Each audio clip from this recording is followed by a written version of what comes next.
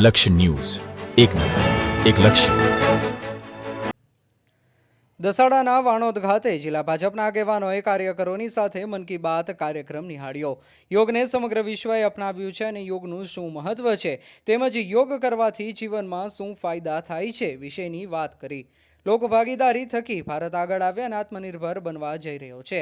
લોકો પર્યાવરણની જાળવણી કરે તેમજ વૃક્ષારોપણ કાર્યક્રમ કરે અને વૃક્ષનું જતન કરે તે માટે લોકોને અપીલ કરી છે.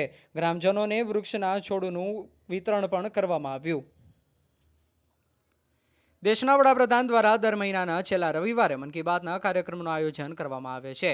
ત્યારે આજે મન કી બાતનો કાર્યક્રમને સુરેન્દ્રનગર જિલ્લાના વણોદ ખાતે પાટડી દસાડા વિસ્તારના ધારાસભ્ય પી.કે. પરમાર, ભાજપના પ્રદેશ ઉપાધ્યક્ષ વર્ષાબેન દોશી, જિલ્લા ભાજપ સહિત જિલ્લાના સંગઠનના સભ્યોએ આ કાર્યક્રમ નિહાળવામાં આવ્યો હતો. મન કી બાત કાર્યક્રમ થકી લોકોને ઘણું જાણવા મળે છે તેમજ લોકો જે સારું કામ કરે છે તે વાતને લોકો સુધી લઈ જવા માટેનું માધ્યમ છે. નાનામાં નાના માણસને રોજગારી મળે તે માટેની વાત આજે મન કી બાતમાં કરી તેમજ યોગ તેમજ રમતગમત વિશેની વાત કરી હતી.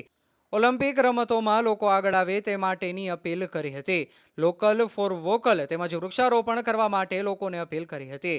લોકો મદદરૂપ થઈ શકે તે પણ જરૂરી છે. આજે મન કી બાતના કાર્યક્રમ વિશે ભાજપના આગેવાનોએ પ્રતિભાવો પણ આપ્યા હતા. રિપોર્ટર બ્રિજેશ ત્રિવેદી, સુરેન્દ્રનગર. મારું નામ પ્રકાશભાઈ ડોડિયા, ગુજરાત, સુરેન્દ્રનગર જિલ્લો, પાટડી તાલુકો.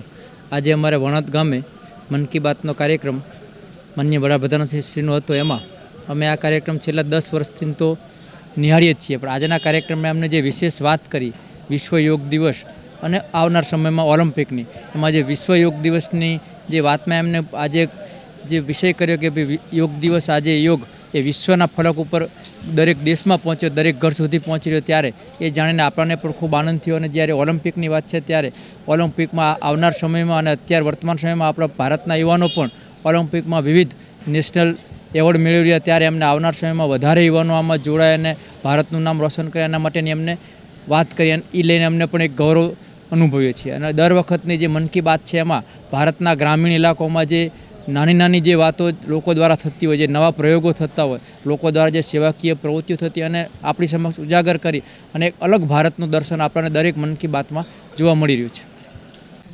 મારું નામ હર્ષદ ભાવસાર છે.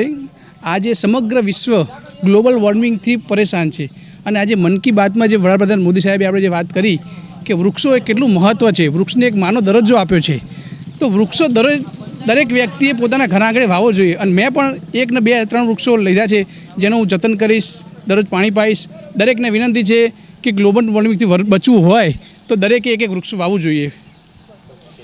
હું પટેલ પંકજભાઈ નરોત્તમભાઈ, વણોદ રહેવાસી, ખેતી કરું છું. ખેડૂતની મારી આખી કારકિર્દી જ છે. આજે જે માનનીય વડાપ્રધાનશ્રીજીએ આપણને જે મન કી બાતનો પ્રોગ્રામ આપ્યો છે અમે નિહાળ્યો.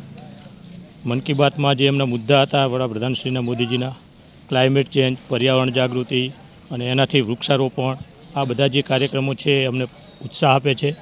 સાથે સાથે દરેક પરિસ્થિતિમાં આપણને વૃક્ષ કઈ રીતે ઉપયોગી છે એની પણ ઉપયોગિતા સમજાવી અને આ રીતે છેલ્લા 5 7 10 કાર્યક્રમો અમે નિહાળ્યા છે.